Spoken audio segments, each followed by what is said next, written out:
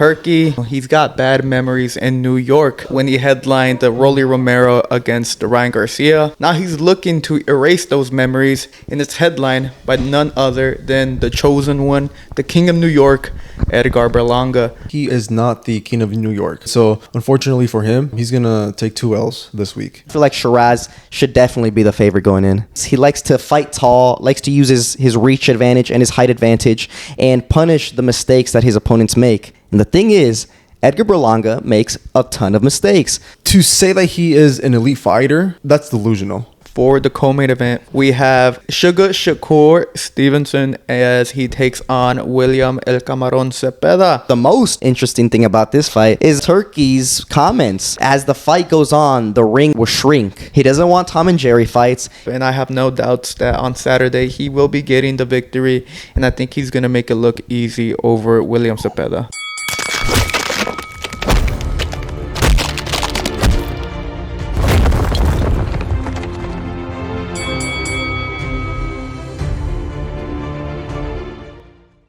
Welcome back to another episode of the Last Round Podcast, where we cover everything from traditional boxing to influencer boxing and everything in between.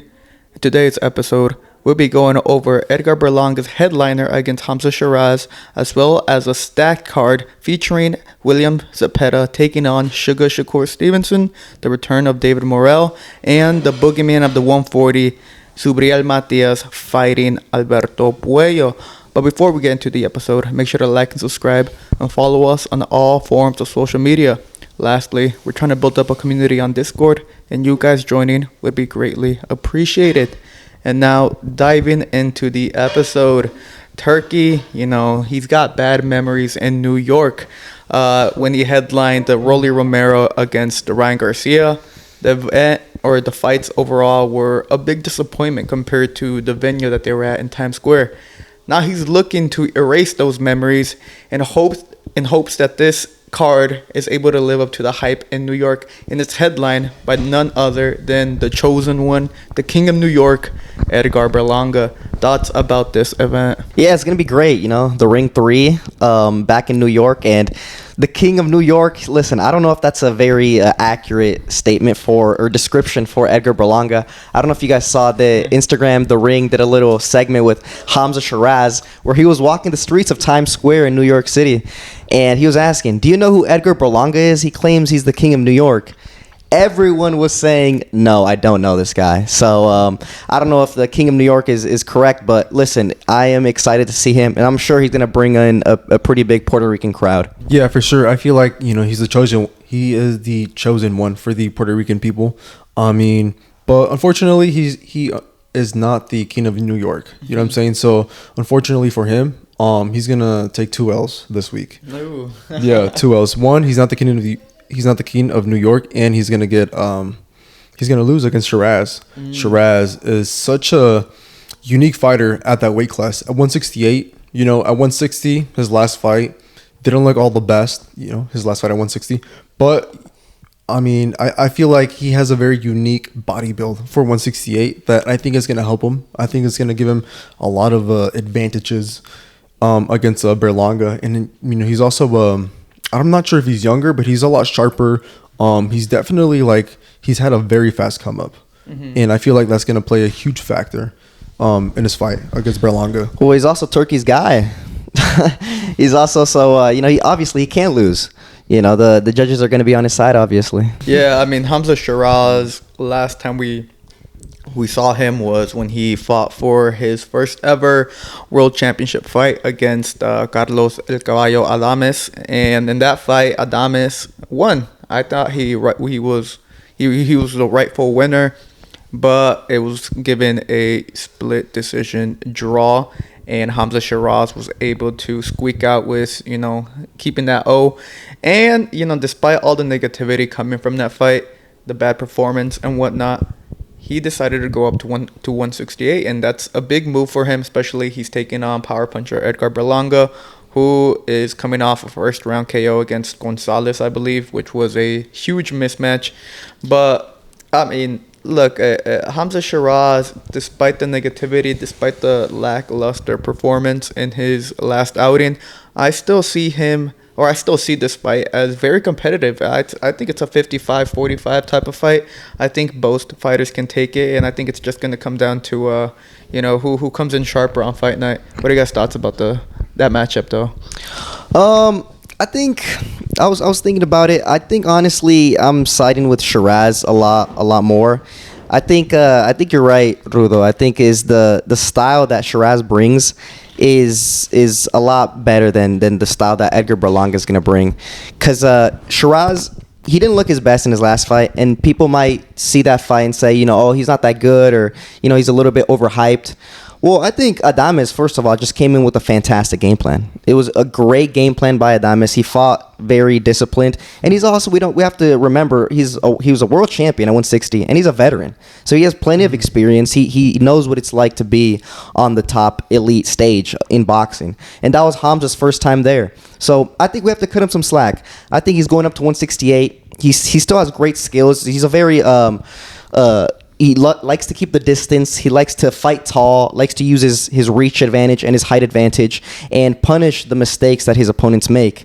And the thing is, Edgar Berlanga makes a ton of mistakes, especially when, in his mind, he believes he can KO his opponent. When he believes, like, offense. Because I think the problem with Berlanga is that he struggles to go from defense to offense to defense to offense. He's either, in his mind, he's either full offense or he's full defense. Like usually he's offense, right? He loves to go forward, but he be getting lit up. His defense isn't the best. Look at his past fights. Steve Rolls, that Argentine, I don't remember exactly his name, but there was a ton of instances where just because he's so in his mind, he's looking for the big shot, he lets his defense get a little too low and starts getting caught with some shots. I think in this fight, he's going to come in very confident and a little too overconfident, and he might overextend. He might try to rush it a bit too much, might try to lunge the distance, and Sheeraz, thanks to his height and reach advantage, is going to be able to punish him for that. So I'm liking Shiraz's chances. Mm-hmm. Yeah, for me, I feel like this fight is more like a 60-40 type of matchup. I just feel like there's a lot more that I'm liking on Shiraz's part. It's the height, the style. He's definitely the A side coming into this fight, even though, the last time he went for a really big fight, he came up short. But I mean, Adames, a guy with experience, he's been there at the elite level at 54, you know what I'm saying? And so, he has a ton of experience. He came in with the best game plan. But Sheeraz, I think at 168, his body's going to really acclimate to that weight class. And I think we're going to see that come Saturday night. Mm-hmm. Yeah, I mean, it's going to be a close fight, man. I saw, even when the fight was announced, people were saying, Berlanga's going to wipe the floor with Sheeraz, this and that. And I was super surprised as to why that narrative is going around that Berlanga was going to wipe the floor.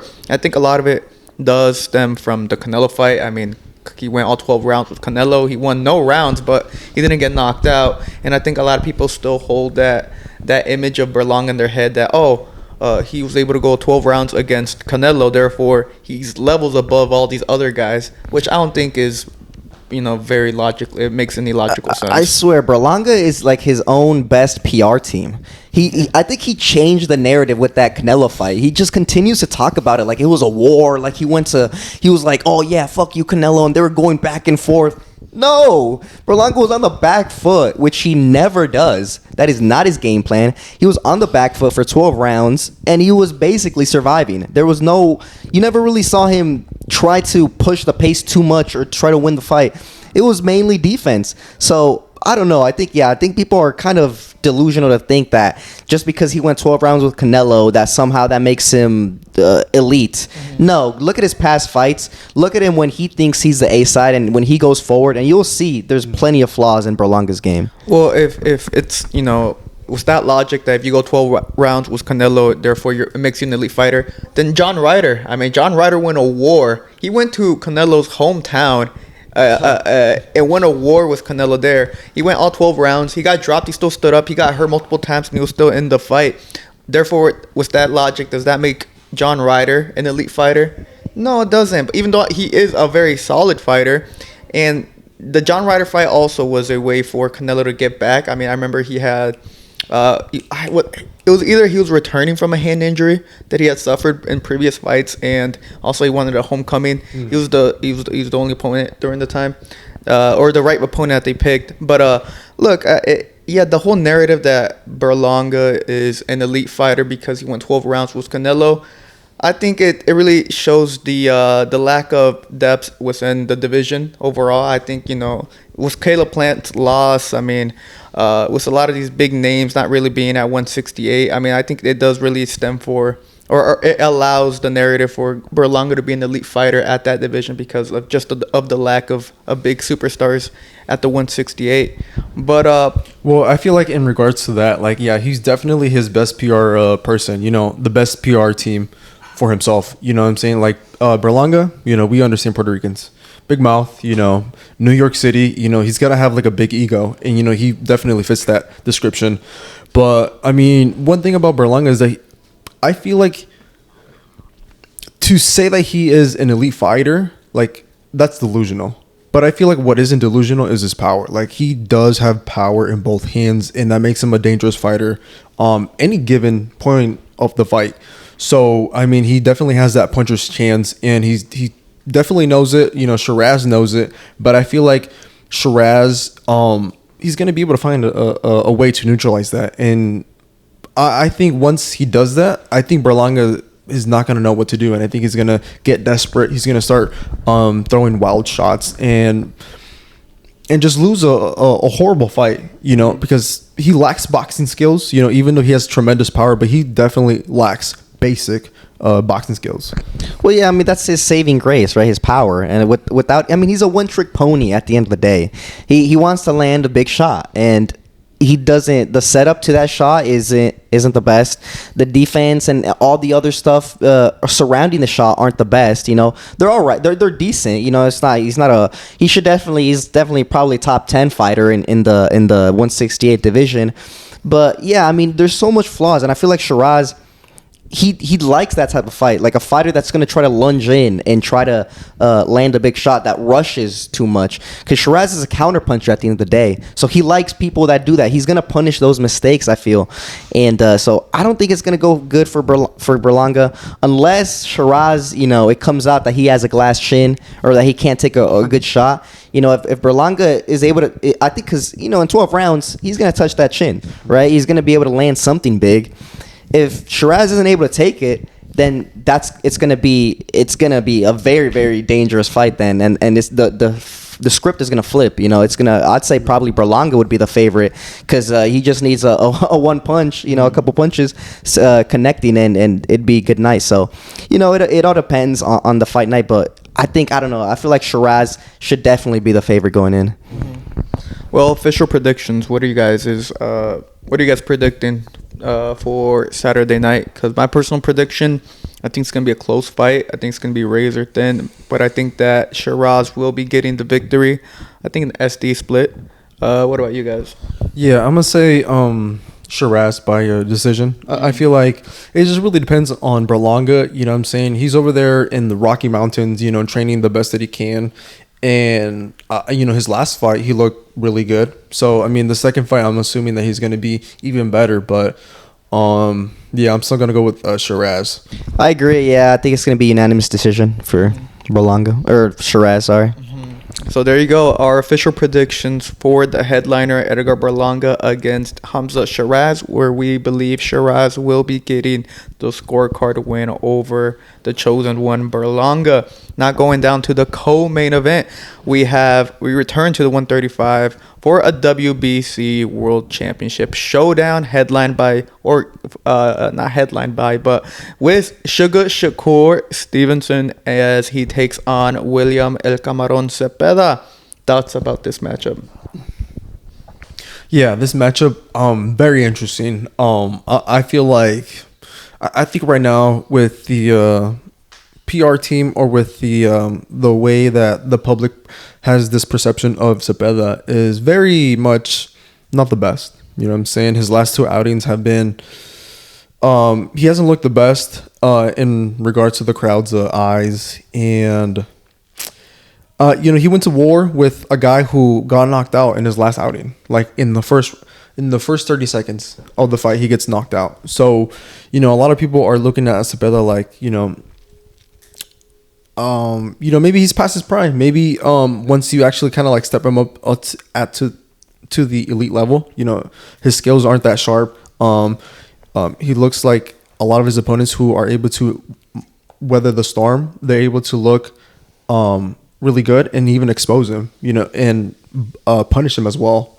And that's very interesting because normally Zepeda is the punisher. Zepeda is the one who brings the intensity, the fire, the huge volume of punches per round. But if he's not able to land anything and the opponent is able to capitalize on his mistakes, he doesn't look the best.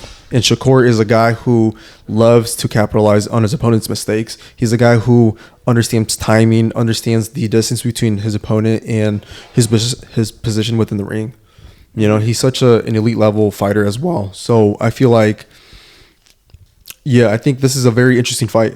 Yeah, either way, Zepeda is your typical Mexican warrior. He's your typical guy who's going to come in and give his 110%.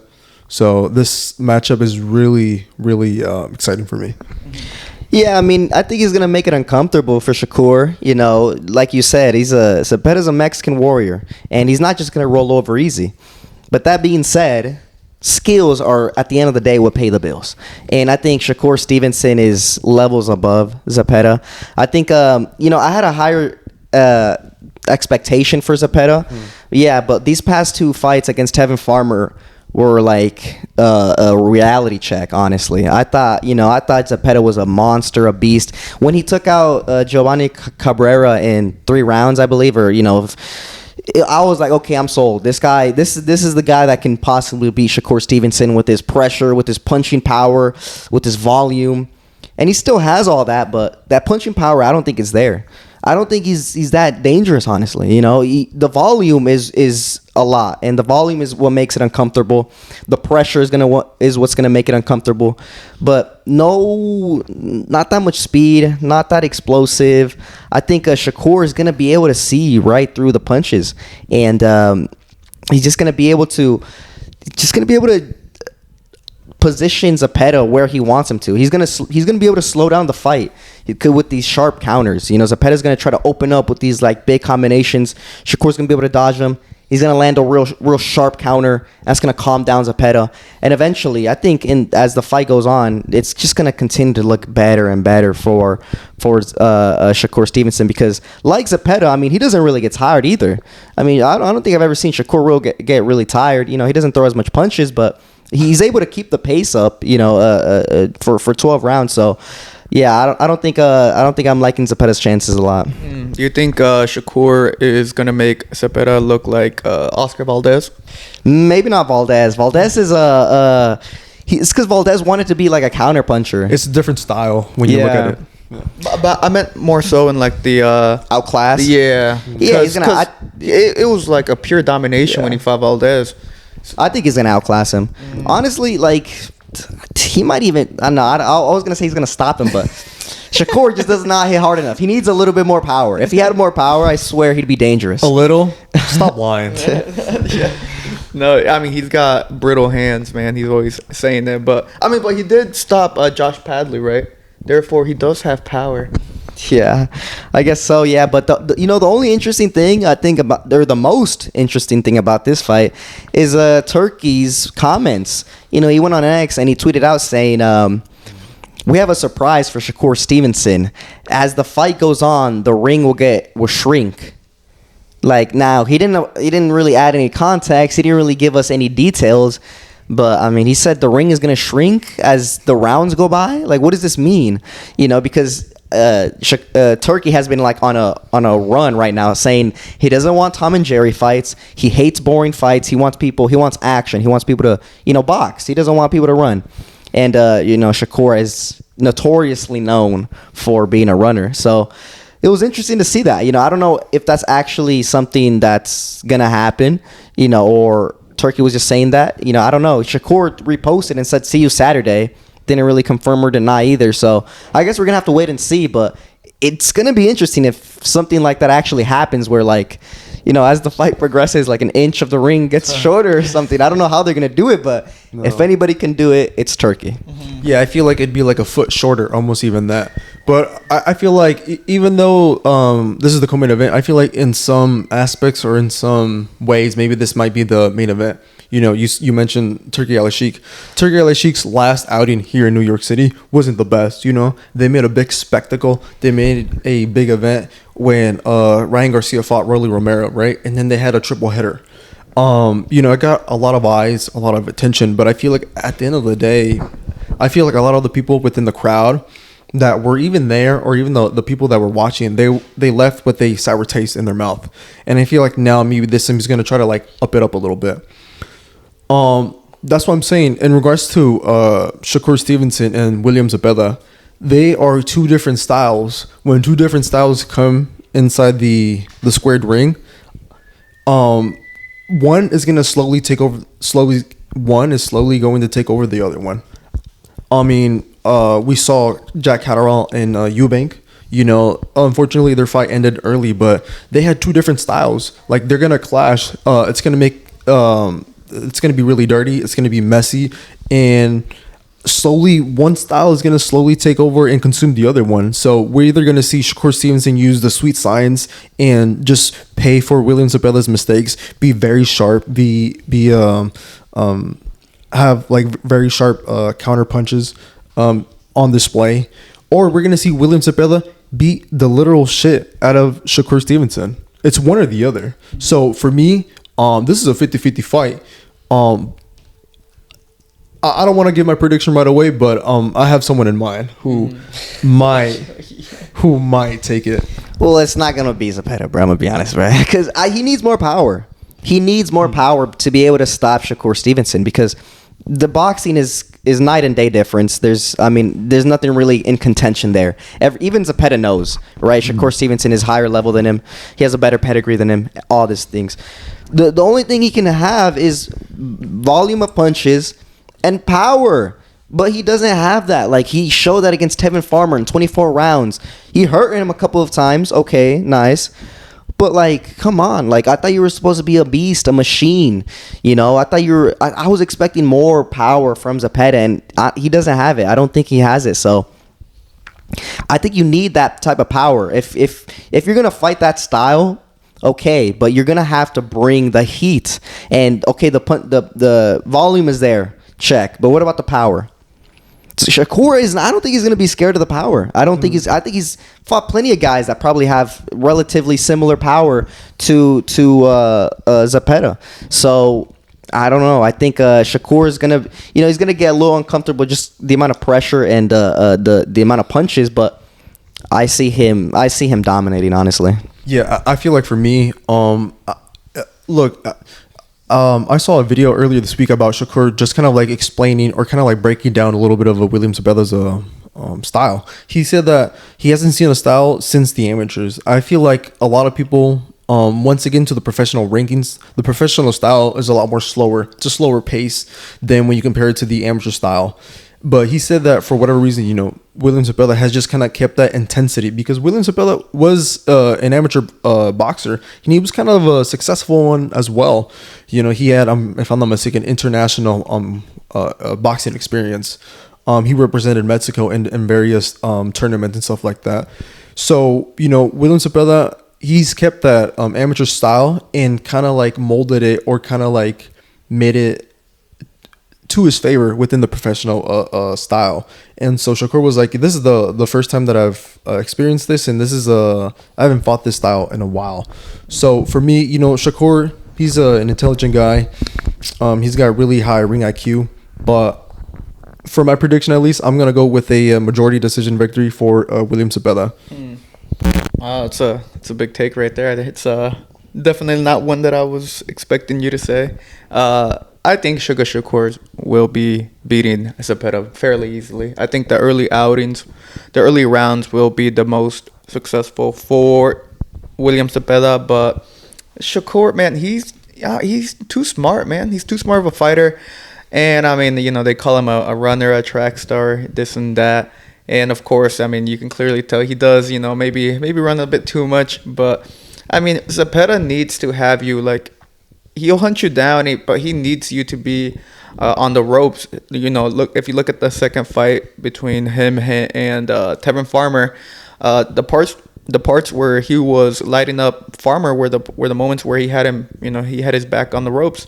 But if you look at the first fight, Tevin Farmer was all in the center of the ring, constantly moving, constantly turning. Zepeda and Shakur is going to do the same thing. Of course, Zepeda might try to increase the pressure for this fight, knowing the reputation or knowing the style that Shakur brings. But I think that Shakur is just a phenomenal elite fighter. I think he is the best fighter at 135, and I have no doubts that on Saturday he will be getting the victory, and I think he's going to make it look easy over William Zepeda. How about you, Asa? Yeah, I agree. I think I'm going Shakur Stevenson, unanimous decision.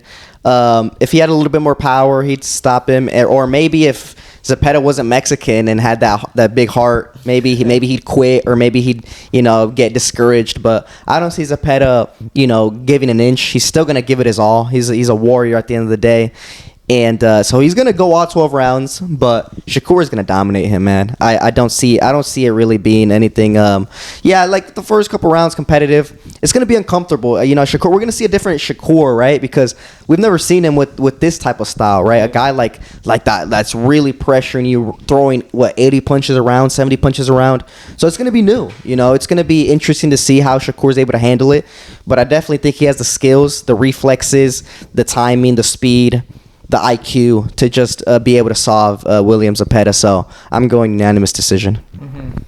Well, those were our official predictions for the co-main event, featured Shakur against William El Camarón Zepeda. Now we go down the list to this big fight. And, you mentioned that, Turkey, his last outing in New York was a disaster. Very boring. The fighter simply did not rise to the occasion, which is the complete opposite to this one, because we have the return of Subriel Matias as he looks to capture the WBC Super Lightweight Championship belt against Alberto Puello. Puello is coming off of beating Sander Martin, and he's like we've spoken about him multiple times already throughout our podcast, that Alberto Puello is a dark horse, man. I mean, we're talking about a guy who beat Gary Antoine Russell. And Gary Russell is coming off of a whooping on Rayo Valenzuela. And so for any fighter to beat Gary Russell is a huge, compliment. It shows the caliber that they are. And Alberto Puello is a man on form. He's a man who's defeated Gary Russell, and now he's beaten Sander Martin. And Sander Martin is also a very good fighter at the 140. So these are two big names within the division that are highly credible, and they've taken L's against this champion, Alberto Puello, who's the WBC, and he's looking to retain his belt against Subriel Matias, who we know as a very dangerous fighter with hammers, with stones in his hands. He's the only man who's, the Liam Paro fight, of course. We saw a very bad showing of Subriel Matias, but hey, man, he's built himself right back up, and he's now once again knocking at the WBC World Championship belt for the 140. Thoughts about this fight? Yeah, it's gonna be very good. It's gonna be very interesting. I'm liking. It's gonna be a great fight. I think the styles are just gonna be perfect for each other. I was rewatching the Puello and the Gary Russell fight. Very good fight, man. And I saw a lot from Puello that I'm really impressed about. So I got high hopes for this fight. It's going to be a banger. Yeah, for me, look, Puello, dark horse, he embodies that. This guy, he doesn't have anything special, but he's very smart. He understands that, he's not the fastest. He's not the guy who hits the hardest, but he's still able to neutralize his opponents and then pay for their mistakes, and that's always very interesting to see. So he understands, and his cardio, his pacing is there. This guy is at the elite level. This guy doesn't get tired in a 12-round fight. So with that being said, if Berlanga is the guy, the chosen one for the Puerto Rican people, Subriel Matias is the man of steel. This guy has literally killed someone inside of the ring. Like, this guy hits hard. This guy, every time he wins, it's going to be by knockout. Like, yeah, he has 100% knockout ratio for all his victories. Yeah, this guy, like, he has hands of stone, like steel hands in both hands, like both fists. Like, this guy, like, when you think of a boxer with registered hands, it's this guy. I mean, the thing is, he's also explosive. You know, when he gets into his groove and once he starts letting his hands go, I mean, he throws with bad intentions, man. Subriel Matias, you know, I remember my first time watching him was when he took on Ponce, and that fight overall was a phenomenal fight. But the way I saw Matias, you know, because the first round, Ponce was absolutely letting his hands go and was giving Matias trouble in the first round. But then, you know, the tides slowly turned and Matias started putting the pressure and he started letting his own hands go. And when he lets his hands go, I mean, you're going to get hurt if he connects. And Matias connected and dropped him and stopped him within that same round or in between rounds. So, you know, ever since I saw that fight from Matias, I became a huge fan of him. And I've been a fan. I've been riding with him even though he lost against Leon Paro. Very sad moment for me as a Matias fan. But now he's up against Alberto Puello. And, you know, we talked about this too.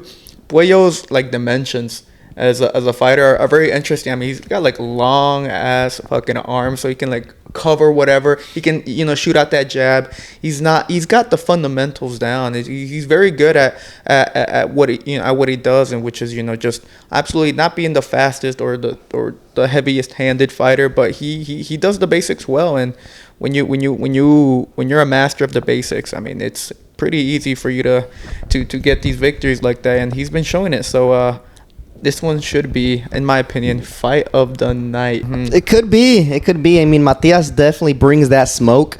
And listen, Puello is no slouch either, right? So he's at heart, he is a counterpuncher. So he doesn't usually initiate. You know, so I rewatched the Gary Russell fight, right? And that was a fantastic fight. It was one where I think it was really telling to see how Puello's gonna fight someone who comes forward and throws a lot of punches, right? You know, Gary Russell and Matias, that's probably what the most they have in similar, right? You know, they're not identical, right? But I think I saw, you know, Gary Russell goes forward, and when he gets active on those ropes, hey, he lets his hands go, right? He's fast. And he hits hard too. In that fight, he still had 100% KO ratio, 17 wins, 17 KOs, right? And that led him his first defeat. But still, you know, Gary Russell has power in his in his hands, goes forward, lets his hands go. And Puello, I was very impressed by him, man. I was just, you know, the counters that he had, the patience that he had, the defense. I think he had phenomenal defense, honestly. He's really smart in making sure he doesn't get hit cleanly, which is going to be extremely important when he fights Matias.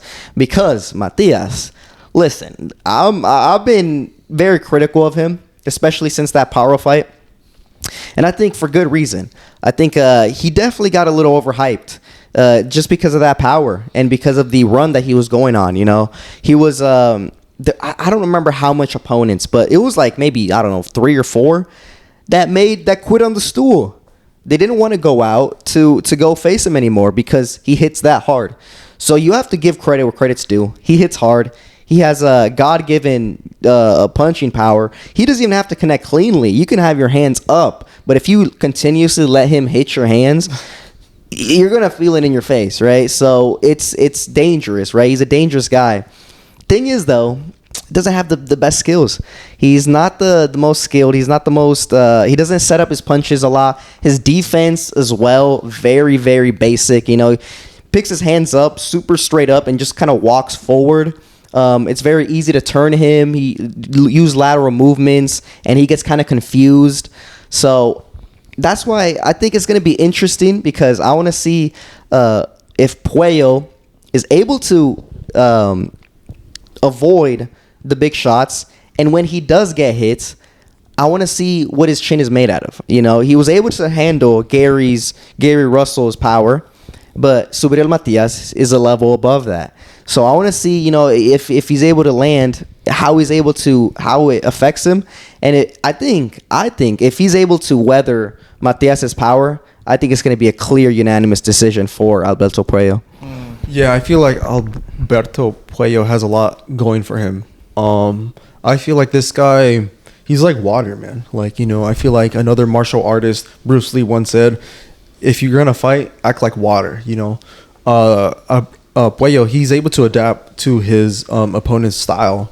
And then, like what I said, and then he's able to find or neutralize neutralize what his opponent is great at, and then capitalize his mistakes. So it's really hard for me to pick Matias for this fight. I just feel like Matias, yes, he lacks defense. He lacks setting traps. But I feel like this guy makes up for it within the attack. His attack is his best defense. And so if he's landing punches, whether it's on the elbows, on the biceps, on the hands, on the shoulders of his opponent, that's basically his defense and his offense. Like, that's the best position for him to be at. And it looks like he has a very good track record of just beating his opponents down until they don't want to come out for the next round. So I'm going to go with Matias by stoppage. Stoppage. Yeah, I mean, look, as much of a fanboy I am of Matias, I mean, I try to be unbiased when I'm picking my stuff. With the Liam Paro, though, was the fight. Afterwards, the big thing I wanted to see from Matias, for change was, work on that defense, man. Like, because it felt watching the Liam Paro fight was really frustrating because I felt that Matias was simply doing the same thing over and over again. It seemed like he didn't learn his lesson. I mean, Paro just kept on turning them, and Matias was never able to adapt. And I was like, dude, you cannot be doing stuff like that. Like, once you reach that elite level, you have to, add more layers into your game, because there's going to come someone who's going to absolutely take you out. Liam Paro took him out, and then Liam Paro went up against Hitchens, and then Hitchens took him out. And so, I mean, Matias, I wanted to see more defense, maybe a change up in some sort of way, or just adding more layers, because, yes, he's got the God-given power, but he's still human, so he's still got to learn how to add more layers to his game. So I'm hoping, he's been eyeing for a championship shot again, got it against Puello. If he's 100%, focused, locked in, and, willing to add new variety or new things to his arsenal, for example, fucking proper defense and stuff like that, then there's no doubt in my mind that he gets the win.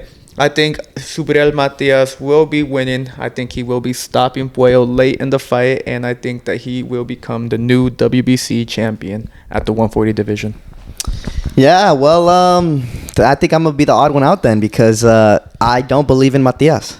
I don't believe in his hype. I don't, he has power, but the skills aren't there, and he's not gonna learn anything new. Take it back. He's not learning anything new. He's a guy that, listen, he lives by the sword. He's gonna die by the sword, right? Like, this guy's. They say, people like, don't get obsessed with your power, because it's gonna ruin other aspects of your game. Well, that's too late for Matias, man. I mean, like, that's him. That's like a Deontay Wilder. Like, you can't, when you have such God-given power like that, you're naturally just gonna revert back to swinging and being like, letting your hands go. It's so hard for you to, like, you have to find the perfect coach and the perfect team for them to, be able to change your mind and be able to craft your game plan. I don't think if he did change his team, I don't think it's anything special. I don't think he's gonna change his game plan. I think it's a one-trick pony. Go forward with your hands up and try to get your opponent on the ropes and unleash some devastating punches. And just because he has God-given power, it's effective. But against Alberto Puello, who actually has skills, he has finesse. He might not be the flashiest, okay? But he has the fundamentals down to a T. I think Alberto Puello is gonna have a field day with this style. I think Matias is gonna push forward. He's gonna push forward, and he's gonna try to let his hands go. But Puello has the lateral movements. He's a very disciplined when he keeps keeping his hands up and avoiding big shots. I think he's going to outpoint Matias for the 12 rounds, and he's going to get a unanimous decision victory.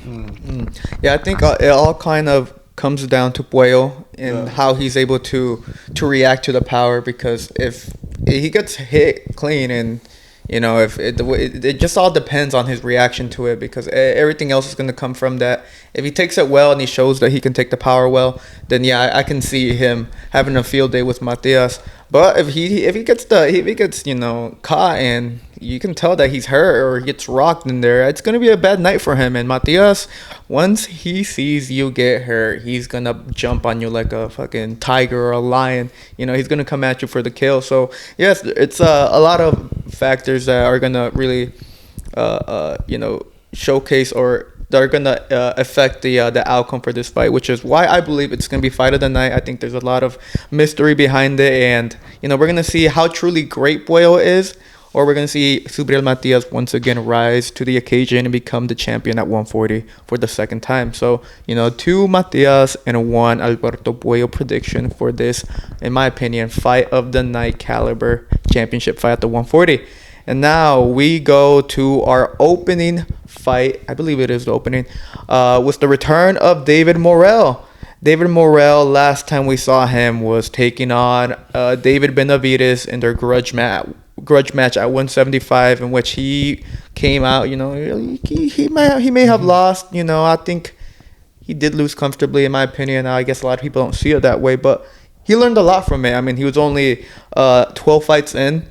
Or that was only his 12th fight, and it was a big learning experience, especially against a guy like David Benavidez, who was considered an elite fighter. So David Morrell is going to look to get back on winning ways as he takes on Iman Khataev. I'm just going to call him Imam. Yeah. Imam's a 10-0 fighter coming from, I believe, Russia. So thoughts about this fight? He's actually Australian. My bad. Yeah, I'm excited to see David Morrell back in. I think he had so much hype going into David Benavidez. They were saying he could be Canelo. They were saying he's going to be the next, big thing. Let's pump the brakes, and I think let's go back to reality. And I think that fight against David Benavidez, brought him back to reality and brought the boxing fans back to reality. Truth is, Morrell is a phenomenal fighter. Has so much potential going forward. He has great power. His boxing skill is underrated, I believe. But he's still young. He's still super young, and he does not have his whole game fleshed out. They stepped him up to the lion, Benavidez, and it showed. So I think, but this is the thing. I still think he just has so much potential, man.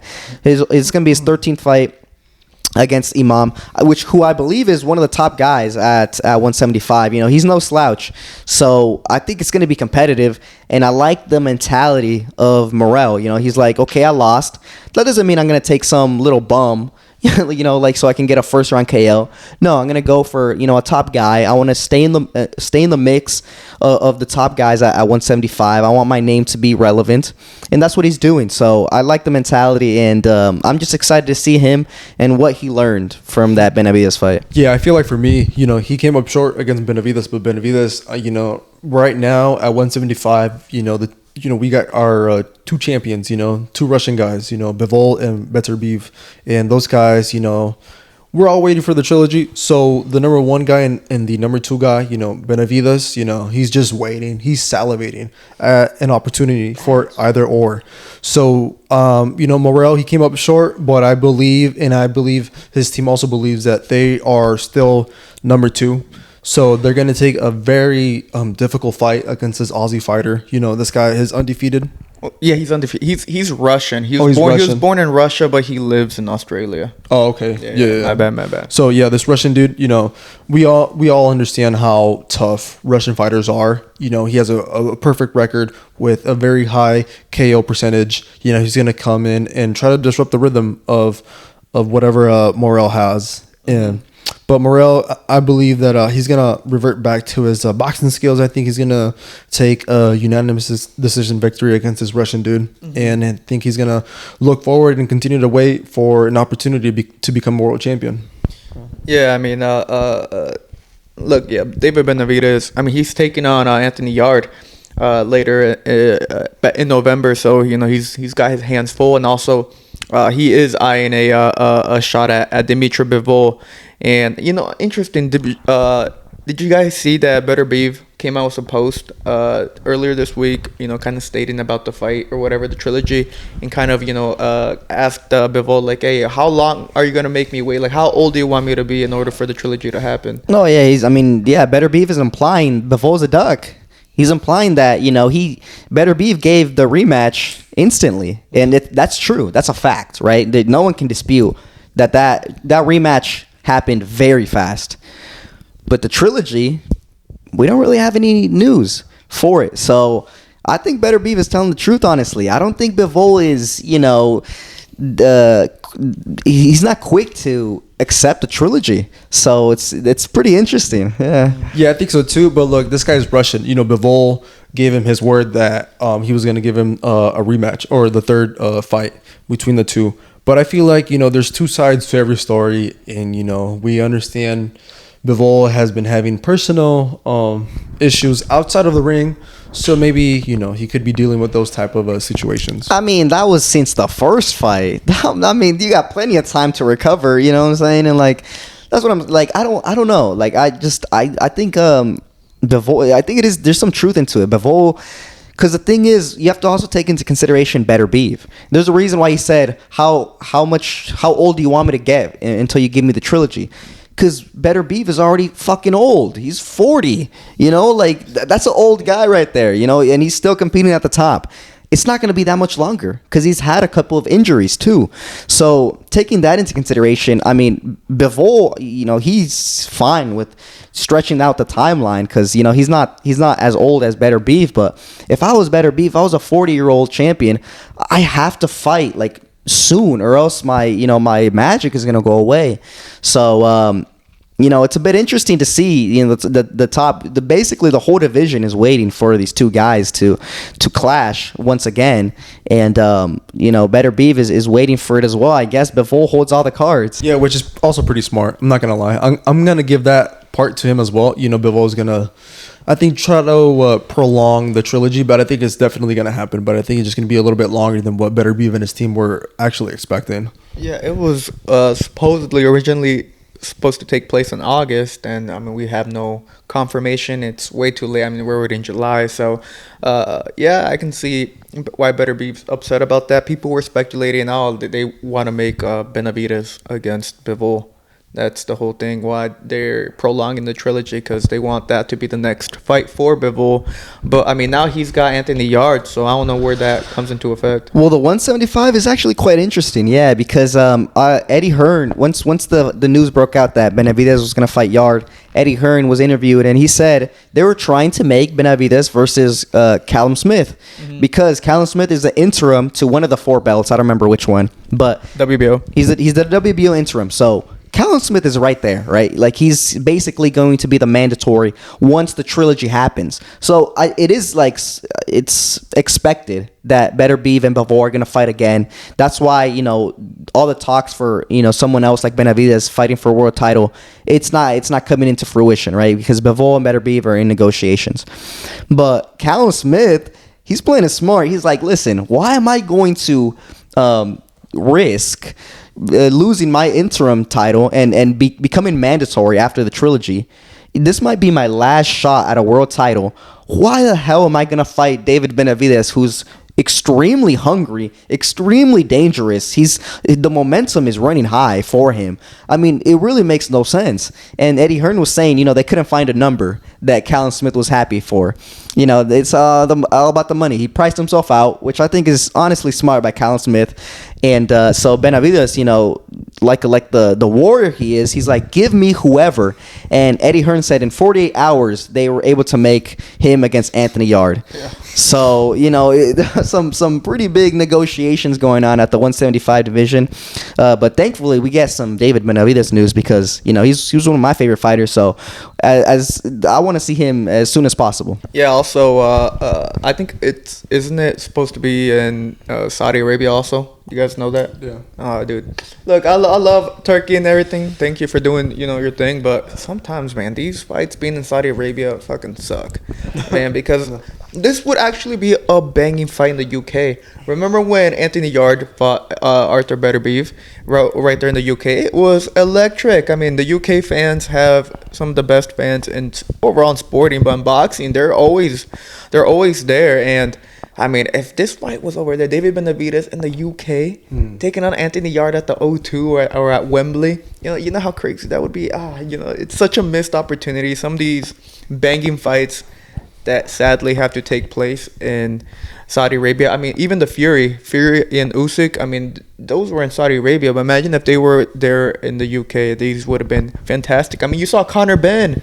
against Chris Eubank was there in the UK, and you saw how crazy it went. So I don't know. I like Turkey, what he's doing, but the location is garbage in my opinion. But David Benavidez, yes, I mean, he's the WBC champion. Remember, Bivol was stripped from it. Or he vacated it. I don't remember which one happened. But no, he was stripped because he wanted to make that trilogy fight. Yeah, and then now there's no talks about a trilogy. Even Beterbiev had to come out and say something. So I don't know what's going on with Bivol. But for sure, people were speculating that 2026 will be David Benavidez taking on Bivol for unification at the 175, which will be unification for undisputed, basically, if it all goes according to plan. But back to the fight card, David Morrell, Iman, predictions for this fight. Yeah, I mean, I said it again, and I said it before, and I'm gonna say it again. Morrell by unanimous decision. I just feel like he's gonna go back to those like boxing fundamentals, and I think he's gonna get I think he wants to get another, tough fight, but also just gonna go like the distance. You know what I'm saying? Just so he can keep up with the skills and everything is still sharp, so that if there's an opportunity to go for a rematch with Benavidez or an opportunity to go for a world title, once there's a trilogy, he's going to be right there, ready for it. Yeah, I'm not too familiar with Imam, but, I'm familiar with David Morrell. And I think he's probably going to win. I think this is a tough fight for him. I think it's going to be tougher than most people expect. This Russian guy is unknown, so not a lot of people are going to be rooting for him. But it's going to be competitive, I think. It's going to be competitive, hard fought. But I think it's definitely going to be a victory for Morrell. Yeah, I agree. I mean, I don't really know much about Imam, but when it's those fighters that are unknown, those are some of the most dangerous types of fighters. So I don't know how he's gonna be on fight night, but I'm predicting David Morrell based on my just being familiar with him. But those were our official predictions for this fight card, headlined by Edgar Berlanga and Hamzah Sheeraz in New York. Let us know down below your official thoughts and predictions for this massive card in Nueva York. But, don't forget to like and comment and follow us on all forms of social media. We're on X, Instagram, and TikTok. Also, lastly, we're trying to build up a community on Discord, and you guys joining would be greatly appreciated. But this was Pablo, and I'm with Rudo and Asa, and this was the Last Round Podcast. Thank you for watching.